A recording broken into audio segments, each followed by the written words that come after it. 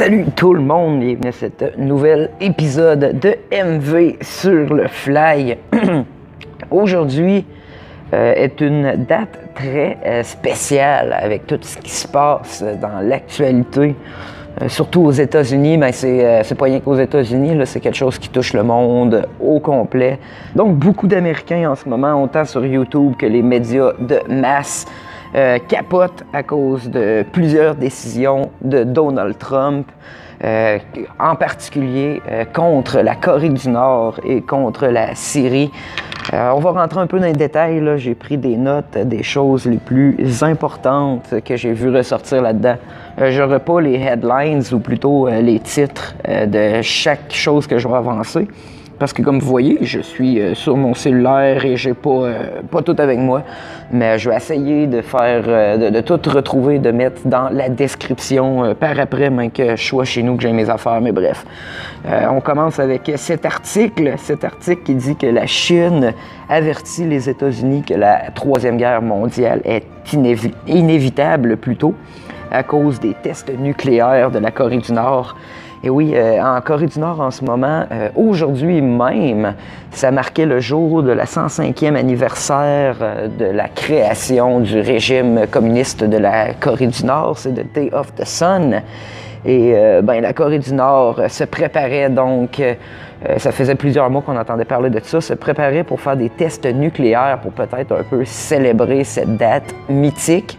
Ils ont aussi fait une parade et beaucoup de célébrations justement pour cette fête et ils ont décidé un peu de flexer le muscle en montrant leurs choses militaires, paraphernalia, j'allais dire en anglais, mais c'est ce qu'ils ont. Ils ont montré leurs nouveaux missiles balistiques.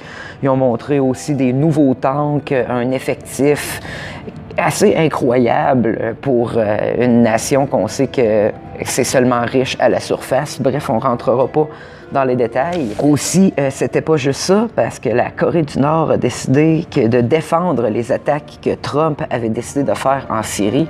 V'là pas trop long, on a appris, v'là une semaine environ, que Trump décidait d'attaquer en Syrie pour X raisons. La raison qu'on a eue de base, c'était parce que le régime Assad, si je ne me trompe pas, aurait utilisé des gaz toxiques contre sa propre population, ce qui est une violation des règles de je te crisse pas quoi. Là. Ils n'ont pas le droit de faire ça.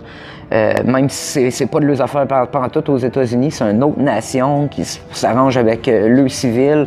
Je sais que c'est pas correct, mais si c'était vrai, pour moi, c'est même pas une raison pour aller déstabiliser le gouvernement là-bas. Il y a d'autres raisons en arrière, on ne se rentrera pas là-dedans encore, mais bon, suite à ça, Trump avait lâché The Mother of All Bombs, une méga bombe, je pense que ça fait 2 jours, sur la Syrie.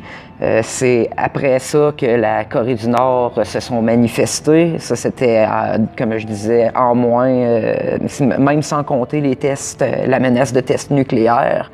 Donc, plusieurs experts côté militaire allaient même jusqu'à prévoir la Troisième Guerre mondiale pour le 15 avril qui est aujourd'hui, qui coïncidait avec la 105e anniversaire de la création de la Corée du Nord. Ce serait la situation la plus dangereuse, susceptible de nous plonger dans une guerre mondiale après la crise des missiles cubains dans les années 60. C'était avec Fidel Castro. Bref, aussi la Corée du Nord a évacué une partie de leur capitale, Pyongyang. La Chine interdit aux résidents chinois de voyager vers la Corée du Nord. J'imagine qu'ils sentent qu'il y a une attaque qui va arriver. Ils veulent pas de casualité, ça se dit même pas ça. Ils veulent même pas de victimes chinoises en Corée du Nord.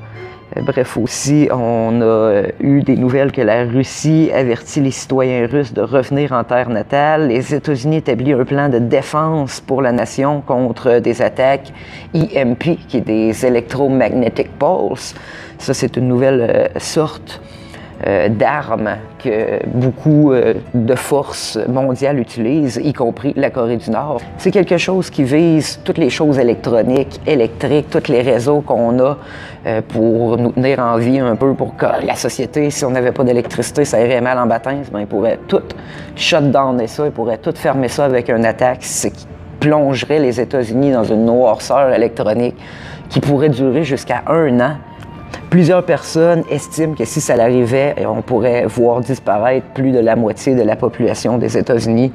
Bref, partout dans le monde, on a des avertissements comme de quoi qui va arriver, de quoi de sérieux. Même les journalistes en Corée du Nord ont eu des appels de leurs pays respectifs de revenir en terre natale aussi. Ils ont été avertis qu'il arrivait de quoi de grave dans pas long. Ça, c'est sans compter aussi les sous-marins de la Corée du Nord qui auraient été détectés pas loin des côtes de l'ouest des États-Unis. Et même chose pour les côtes navales de la Corée du Sud.